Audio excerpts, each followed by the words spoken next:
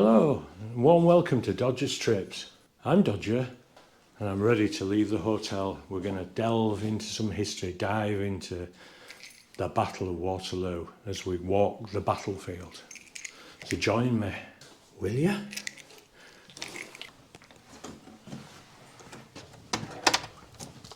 Bonjour. Shall I leave it for you? Yeah.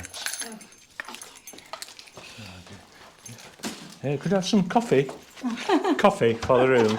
Yeah. Voilà, c'est ouvert, pas fermé. Il y a une petite... Yeah. Qu'est-ce qu'on a? Et la petite tasse ici, la toile, comme ça. Ah, right. Et vous fermez. Ça va? Vous pouvez laisser ouvert, hein, je vais rentrer. Yeah. All right, thank you.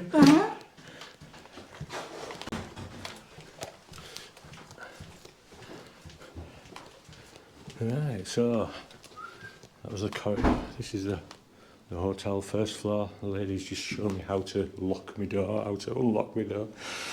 Oh, what a div. Very nice stone steps, aren't they?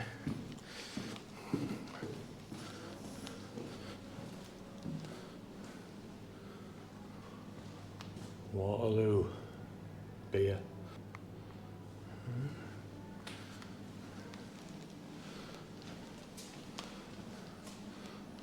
All the usual leaflets that you get in a hotel here, all the visitor attractions. That's the reception.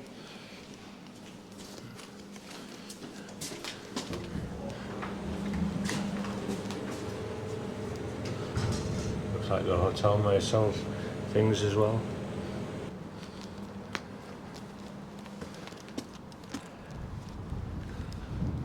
Right. There, a brilliant view of the Lion Mound. Very breeze, bit of a breeze today. The Lion Mound, when I saw that from the train window, I knew I was getting close to where I needed to be. But that is the most standout landmark, I think, for the Battle of the Waterloo battlefield. And when I saw that out of the train window, that was like a kid seeing Blackpool Tower when they're going for a day at the seaside. It was, I can't explain how exciting it was to see it and to know that I was finally visiting this battlefield. This is a place that I've wanted to go ever since I was a schoolboy. Just stopping and pausing, just looking around, because literally right and left it was just it is the battlefield. And as I've already mentioned, the road that I'm walking on was more or less the front line for the Allied army, facing the French, who were all massed on the opposing side of the valley. What a sight that must have been. Now, Wellington apparently had known about this piece of ground a year before and kept it in his mind, should the time ever come that he would choose it as his place to stand and fight. Now, there's been a lot of controversy. As I say, the Lion Mound is the most iconic sort of standout landmark, although it isn't a natural feature, obviously. As I say, there's been controversy ever since it's been built, because what happened is that they used the earth from the battlefield to build that giant mound, and it did away with the height of the British line here at this side of the valley. It sort of flattened it out. Now there's still a dip on the other side, but basically this ridge line here was much higher, but they used the earth to build that mound. And Wellington used that ridge line as a natural barrier, a natural form of defence to safeguard his men. Wellington had most of his army on the other side, the lower side of this ridge line.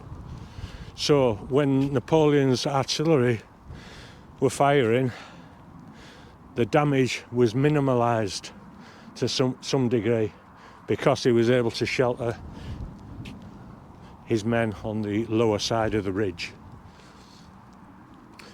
The other thing is, Napoleon couldn't get a full view of the English army either, the Allied army.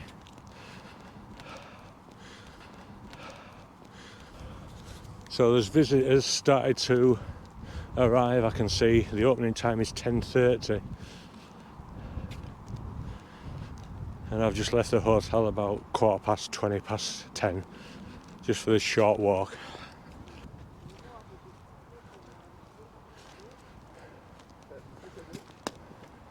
There are a couple of bistros here, Brasiera, Wellington, and the bivouac. So I'll try and figure out where the entrance is. So as I'm approaching, there's some Napoleonic field guns, or I guess there'd be maybe originals, I don't know, or replicas. And here on the right, starting to see some of the memorials, or just a statue of Napoleon. But what I really need is a guidebook to help me best enjoy this battlefield walk. Again, piece of sculpture here, so obviously upper torso, but I don't know what it's about. And there, a French eagle. And this is dining area here, people having their breakfast. Le bivouac de l'Empereur.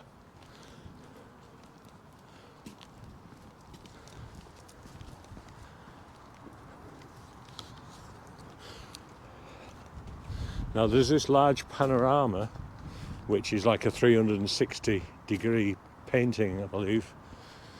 And there's also an underground museum here, people emerging, so maybe it's already opened. What they also have going on this year to celebrate, what is it, the 50th anniversary of ABBA winning the Eurovision song contest, from Waterloo to the world. I think it's a display of all the costumes and the story of the group.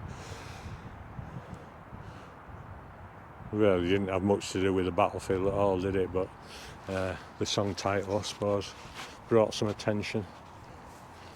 So let's have a look. Oh yeah, so that's seems to be the entrance down there. We'll go have a look.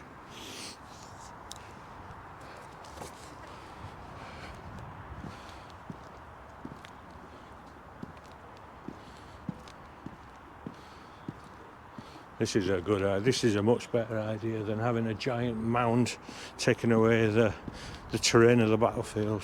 Build it underground. I mean, from the surface you can't really see it. So I'll turn the camera off. I don't know if you're allowed to film in here or not. We'll see how we get on. So I bought my ticket, 1995 euros, and that gives me the entrance to 3 attractions. One-time visit. There's a museum, the Lion Mound, the Panorama, and also Hougemont Farm. Now, coming into the museum, I chose to do the museum first, and here in the lobby is a huge display of the entire battlefield.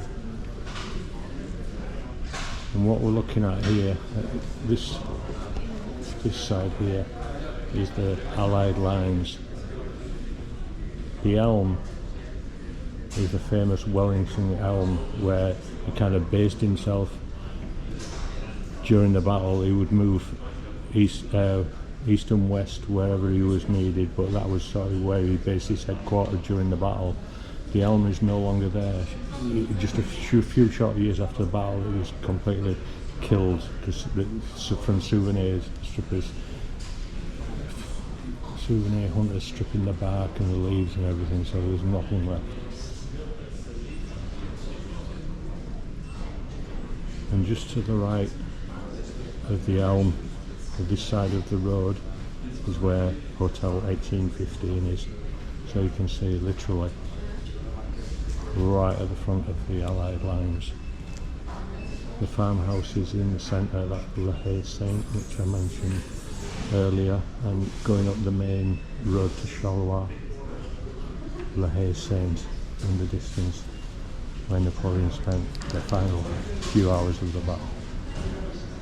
Over to the right is the farmhouse Hougoumont, and that's where I'm going to be going later today.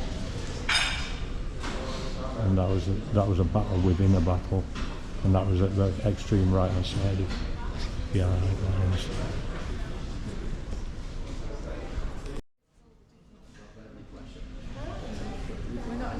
And here you can perfectly see the valley running from north to south as I'm looking. La Haye-Saint in the centre, Hougoumont in the distance. This is the valley floor with the sharp rises up to the Allied lines that the French had to cross this space and up the rise in there making their attacks.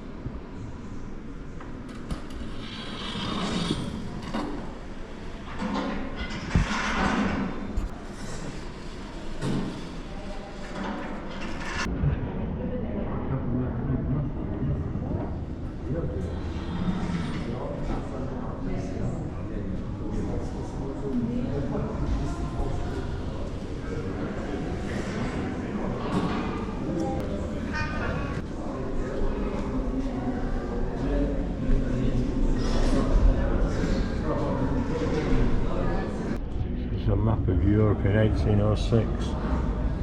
What I hadn't realised actually until coming here, that Belgium was only formed as an independent country in 1830, so after the Battle of Waterloo. So during that era, 1815, this part of the continent was actually part of the United Kingdom of the Netherlands. You can see here the train from London to Lille yesterday and then headed up to Brussels.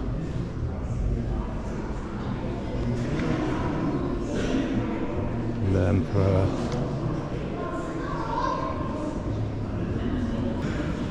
What I've also just learned is everybody's familiar with portraits of Napoleon with his hand in his waistcoat, and apparently that was just sort of good manners in those days. He wasn't the only one to do it. There's lots of well-known people who had portraits painted with the hand in the waistcoat, and apparently it was considered uncouth to have your hands dangling by your side, and as the sort of clothing of the day didn't have pockets, that's how it sort of turned into the custom of tucking your hand away in your waistcoat.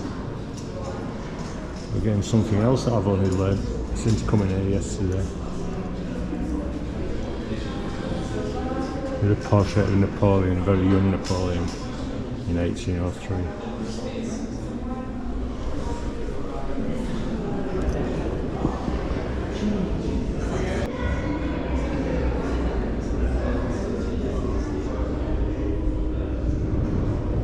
This is a depiction of the Battle of Marengo in 1801. Oh, sorry, the battle was in 1800. This painting is 1801.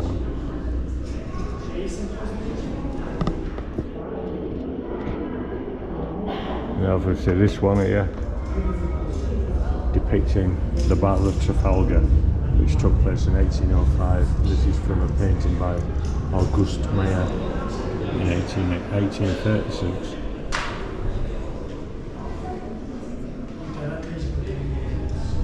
Never seen this before in a gallery. Actual paintings that they added some form of graphic to make them move.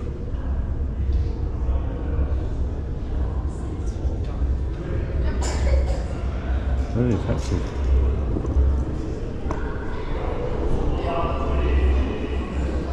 And Napoleon. You can see. So this is a portrait of Napoleon's camp on the battlefield of Wagram in 1809.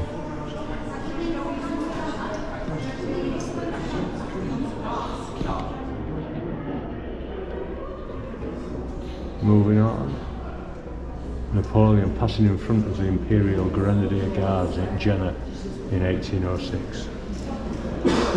Now, as a schoolboy, the Imperial Guard were I sort of held them in such high esteem, even though they were French. I always sort of if I'd wanted to be anyone, I would have been wanted to be in the Imperial Guard, Napoleon's Imperial Guard. Whoa, we've got a huge display cabinets.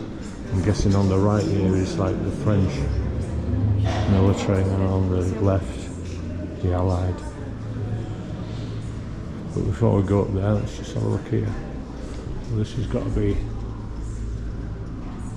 crossing of the Berezina in 1812. So this is the campaign into Russia.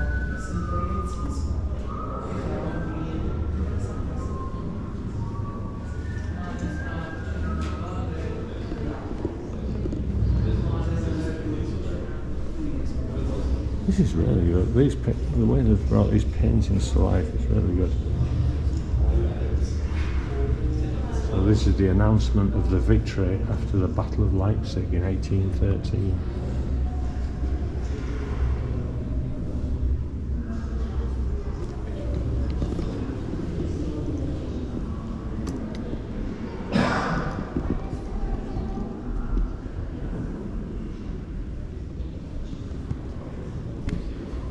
These are all life-size figures, Napoleon's army. So the background of this display is explaining how Napoleon landed at Gulf Juan near Cannes in the south of France with 1,000 men after escaping from exile off Elba, and his gradual route to France as the regiment after regiment was sent out to stop him. They turned and endorsed Napoleon. So his forces grew and grew until eventually he made it into Paris in triumph. So we start to look at this display of the British Army, or the Coalition Army. It explains how the Allies had the vast superiority in numbers. Wellington approximately 70,000 infantry, 15,000 cavalry. Blucher, who was the Prussian, approximately 105,000 infantry, 12,000 cavalry, while Napoleon had approximately 90,000 infantry and 22,000 cavalry. He was also outgunned with a number of cannons as well. So it was in Napoleon's interest to keep the two armies apart and tackle them one at a time. Wellington and Blucher had an arrangement where they would be in constant contact. If one came under attack, the other would come to their aid, which is how it eventually turned out to be.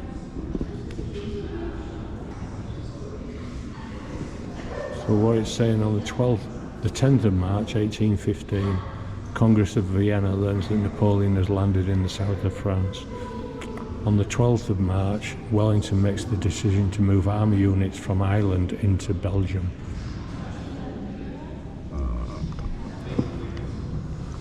Highlanders.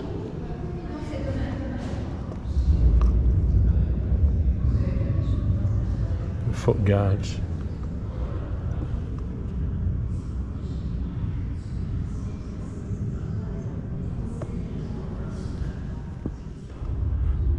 What the display mentions is that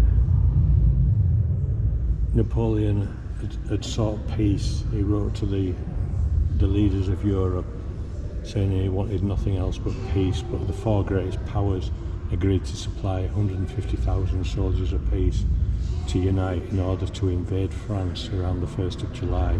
Other nations promised smaller numbers of units, and they decided there's going to be no more treaties with Napoleon. No doubt he was probably thinking, well, maybe he was tired of fighting, who knows, but after a few years he'd have probably wanted to march on other countries again. So they were going to put an end to it once and for all. They agreed to gather on the borders of France on the 1st of July to give time for the Russian army to get there.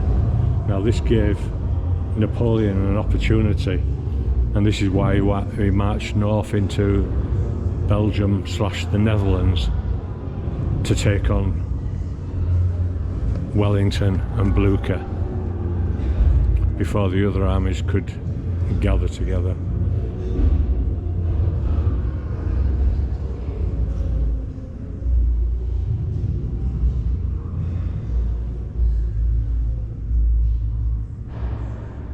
So this is a bronze 6-pounder Royal Horse Artillery gun. It's actually unknown from the Royal Armouries in England. The gun carriage is reconstructed, but the barrel is original George III.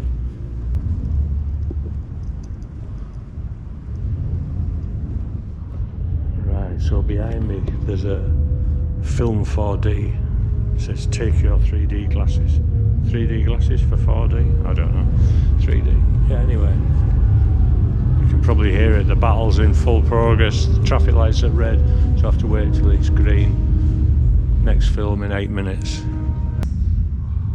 I just wanted to come into the museum for us to get a good background refresh my memory of my schoolboy knowledge of the battle. I thought it'd be a good basis then to go out into the field and understand the battlefield better. So just hanging around now waiting for this 4D. I won't be able to set the camera in there, that would spoil it. But anyway, so I'll see you in a bit. Just come out of the 4D film show there. Recreation of the battle, mixture of real life people and animation. It was superb. I think what you're left with is the cost of the battle. I think it was the 3rd most costly in lives lost during the Napoleonic era. Wellington's well known, believe me, nothing except a battle lost can be half so melancholy as a battle won.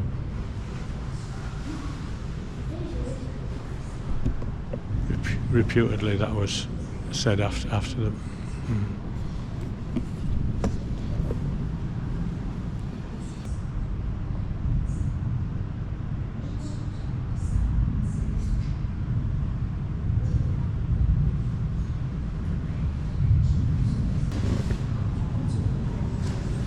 when the ground was being investigated prior to building this memorial, the skeleton was uncovered.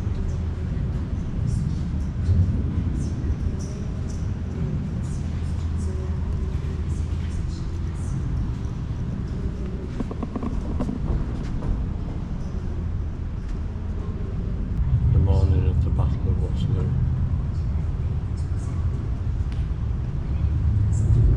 Defence of Hougoumont Farm. I say that was a battle within a battle within, like that when we go to it. Sergeant Ewart captures the French Eagle of the 45th Line.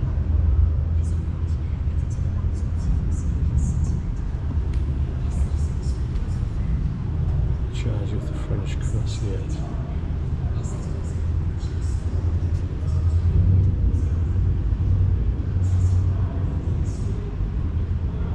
These are the Prussian troops arriving on the Wellington left flank.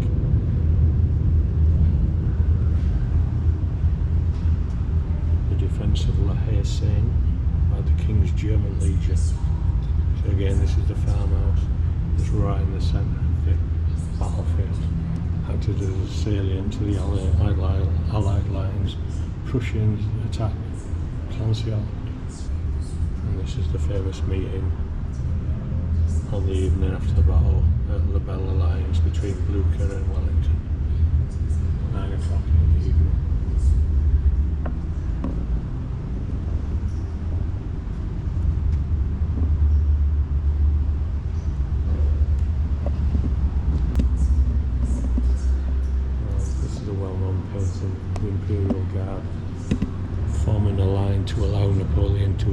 in his coach. I've got that painting at home.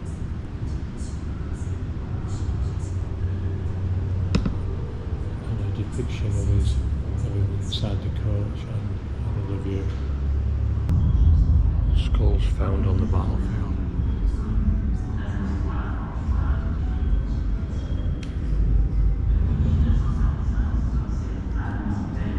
This is a memorial sword in honour of the Duke of Wellington. I'm now going into the second attraction.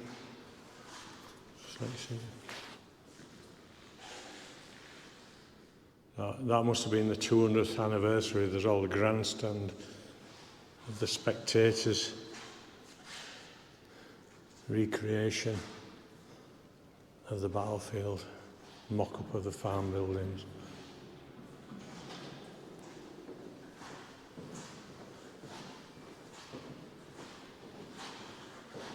Panorama of the battlefield made up of thousands of photographic layers extracted from the photos taken during the bicentennial reenactment in 2015.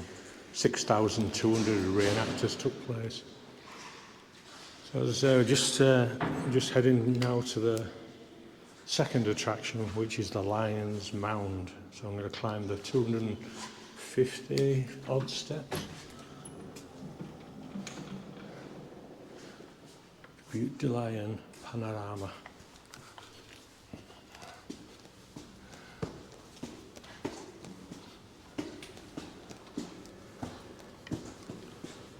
So this is the panorama. This is not the actual climbing the Lion's Mound. Right, okay.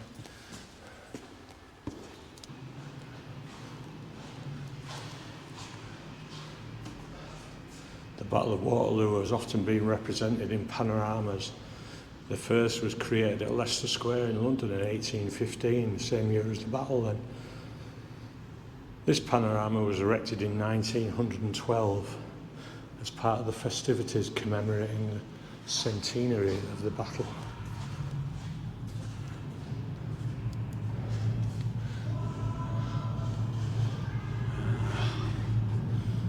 So this gives you a view of the outside, the structure supporting this. We'll see more when we get up top, no doubt. How it was assembled.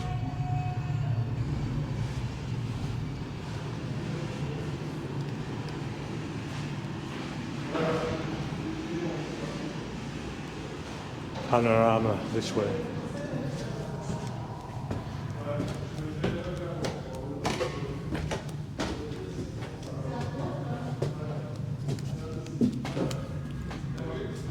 More stairs. Wow, that canopy.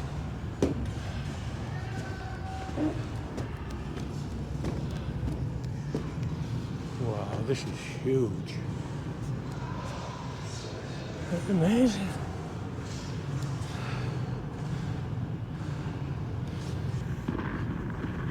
This panorama is absolutely huge. You just can't, I can't describe. I mean, it's higher than a cinema screen and it's a full 360. And this is a painting.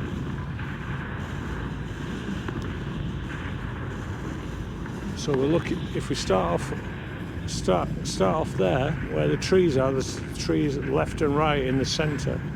Where are we? Out there, left and that is where Hotel 1815 is. I think that is Wellington's Elm, I'm not sure. Looking across is the main Brussels-Charleroi Road with the farmhouse Le Haye-Saint. So the French cavalry attack, massed cavalry, came across this open ground here. And it took place on the approach to where the Lion Mound is, where this panorama is.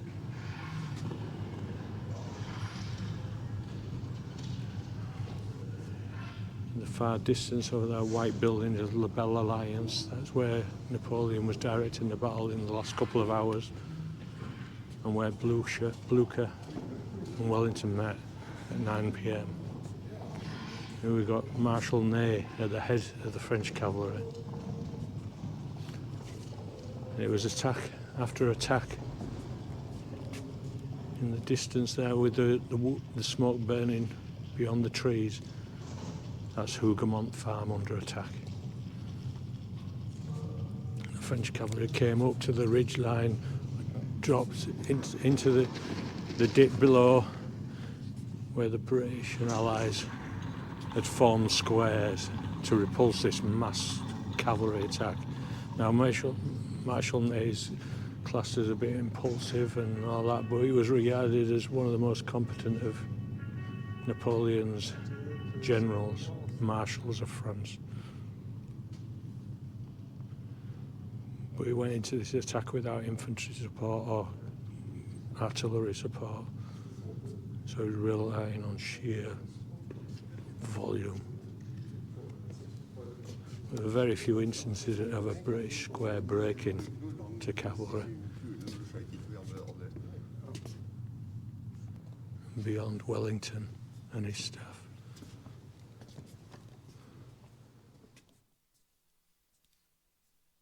I think there was three attacks in succession by the cavalry. The building there in the distance, Montségine Farm, that was used as an hospital by the Allies.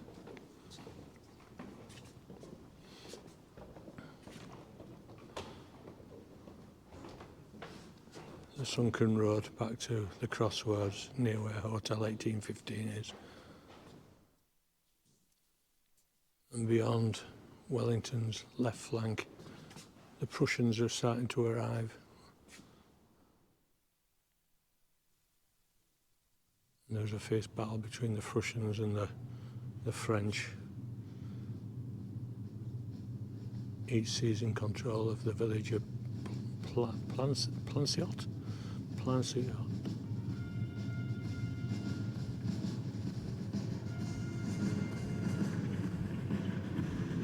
Amazing, absolutely amazing is this.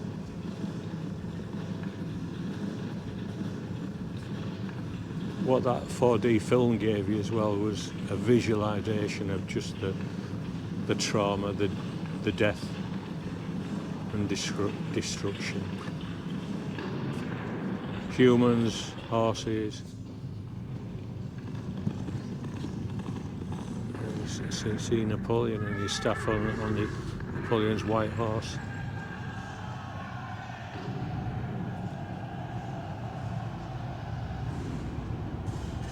Well, so I hope you've enjoyed that look at this panorama. I mean, it's absolutely stupendous. It's over 110 years old in its own right, is this painting. How long did this take to do? Can't imagine. But now we're going on to the mound, the Lion Mound.